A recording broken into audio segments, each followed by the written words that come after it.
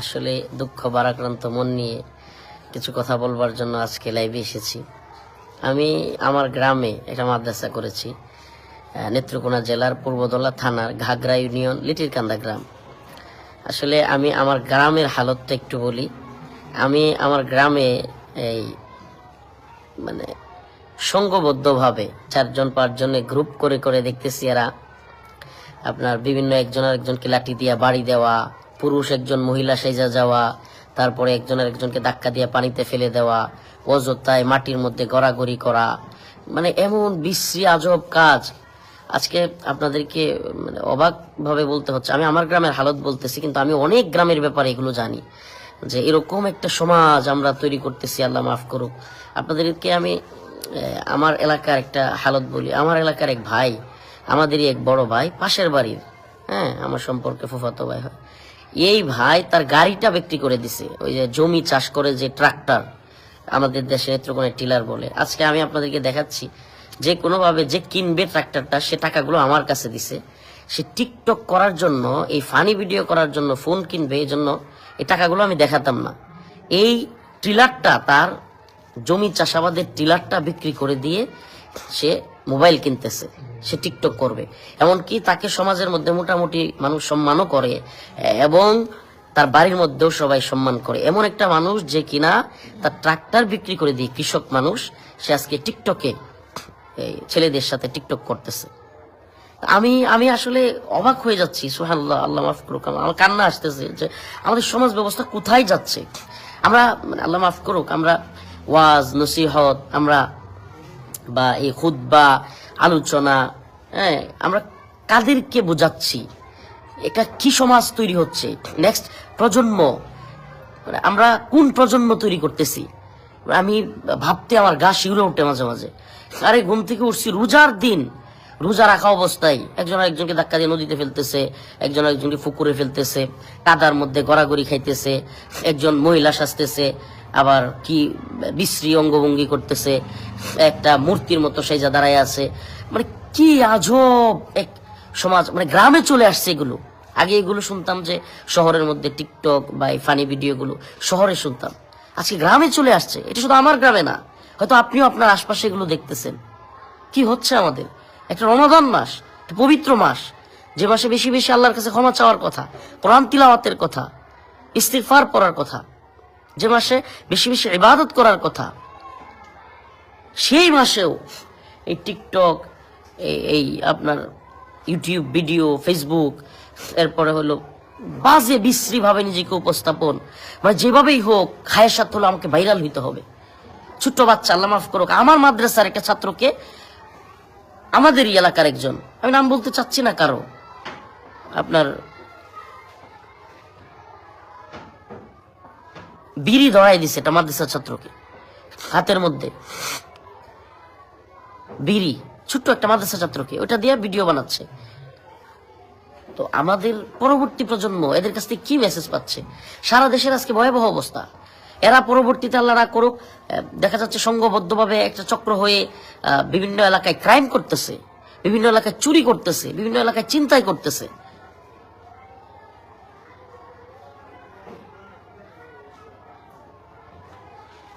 আল্লাহ মাফ করুক। মানে আমি কিভাবে বলবো? এই দেখেন, এরা সংঘবদ্ধভাবে উল্টাপাল্টা কমেন্টও করতেছে। আল্লাহ মাফ করুক। আসলে এদের কমেন্ট দিয়ে তো কিছু যায় আসে না, কিন্তু আমি আমার মনের কষ্টগুলো বললাম। এই যে আপনার শহর থেকে গ্রাম, সব জায়গায় এই মহামারী ছড়িয়ে পড়া, এটা আমরাই পারি থামাইতে। আমি আপনাদেরকে একটু আল্লাহ মাফ করে আইডিয়া দিতে চাই। আসুন আমরা একটু নামাজের ক্যাম্পেইন করি। আমরা যারা নামাজ পড়ি, আমরা যারা সমাজটাকে সুন্দর দেখতে চাই, আসুন আমরা একটু নামাজের ক্যাম্পেইন করি। 10 জন 20 জন মিলে একটা হোয়াটসঅ্যাপ গ্রুপ করলাম, কিংবা মেসেঞ্জার গ্রুপ, যে গ্রুপের আমার কাজ হবে প্রতিদিন নামাজের সময় সালাম দেয়া একজন আরেকজনকে গ্রুপে, এবং নামাজে গেল কিনা খোঁজ নেয়া, নামাজে যাওয়ার পরে মসজিদে আমাদের যাদেরকে দেখলাম না তাদের বাড়িতে যাওয়া, এগুলো করতে পারি আমরা। আমার মনে হচ্ছে সামাজিকভাবে এখন গ্রুপ করে করে ক্যাম্পেইন করলে কিছুটা হইলেও যদি ফায়দা হয়। দেখুন, আজকে ছোট্ট বাচ্চাকে ধর্ষিতা হচ্ছে, ছোট্ট বাচ্চা, নাউজুবিল্লাহ, ছোট্ট একটা বাচ্চা ধর্ষিতা হয়েছে। শুনেও গা শিউরে ওঠে। এই সমস্ত মিডিয়া নিউজগুলো দেখলেও নিজের মধ্যে কিরকম জানি লাগে। আমরা এই কোন সমাজ হচ্ছে, কোন সমাজের মধ্য দিয়ে যাচ্ছি? আল্লাহ আমাদেরকে ক্ষমা করুক। আজকে আমাদের সমাজে আমাদের মা বোন, আমরা তো কি বলবো এদেরকে, আমাদের মা বোন ওপেন রোজার দিনে সিগারেট খাচ্ছে, আবার এটা নিয়ে আন্দোলন করতেছে। আমরা কোন সমাজের দিকে যাচ্ছি? এবং স্বরাষ্ট্র উপদেষ্টার পদত্যাগ দাবি করতেছে। যে কেন স্বরাষ্ট্র উপদেষ্টা বলল যে প্রকাশ্যে বিড়ি খাওয়া এটা আইনত দণ্ডনীয়? সে তো একটা ভালো কথা বলেছে, উনি তো একটা ভালো কথা বলছে যে আইনগতভাবেও নিষেধ, ইসলামিকভাবে তো নিষেধ, আইনগতভাবে রাষ্ট্রীয় আইনেও নিষেধ যে এখানে প্রকাশ্যে ধূমপান করা। কিন্তু তারা মানবে না, তারা প্রকাশ্যে ধূমপান করতেছে এবং তারা একরকম আইনকে, রাষ্ট্রকে, সবকিছুকে বৃদ্ধাঙ্গুলি দেখাচ্ছে। এত সাহস এরা কোত্থেকে পেয়েছে? হাসিনার সময় এরাই, এই হাসিনার সময়েও হাসিনাকে সাপোর্ট করেছে, আজকে এরা প্রকাশ্যে বিড়ি খাইতেছে। মানে এটারা কি তাদের অধিকার? কোন সমাজের দিকে আমরা যাচ্ছি? আল্লাহ আমাদেরকে হেফাজত করুক। ঢাকা বিশ্ববিদ্যালয়ের বা বিভিন্ন বিশ্ববিদ্যালয়ে ইয়াবা সেবন, তারপরে এই প্রকাশ্য দিবালোকে ধূমপান করা, নারী পুরুষের মেলামেশা, এগুলো এক মহামারী আকার ধারণ করতেছে। আমি বলবো প্রিয় ভাইরা আমার, বন্ধুগণ আমার, যারা কিনা ভার্সিটিতেও নামাজ পড়েন, দিনী পরিবেশে থাকেন, আপনারা আসলে কি বলবো, দাওয়াতি কাজ করতে গেলেও তো মুশকিল। আজকে দাওয়াতি কাজ করতে গেলে জঙ্গি বলতেছে, উগ্রবাদী বলতেছে।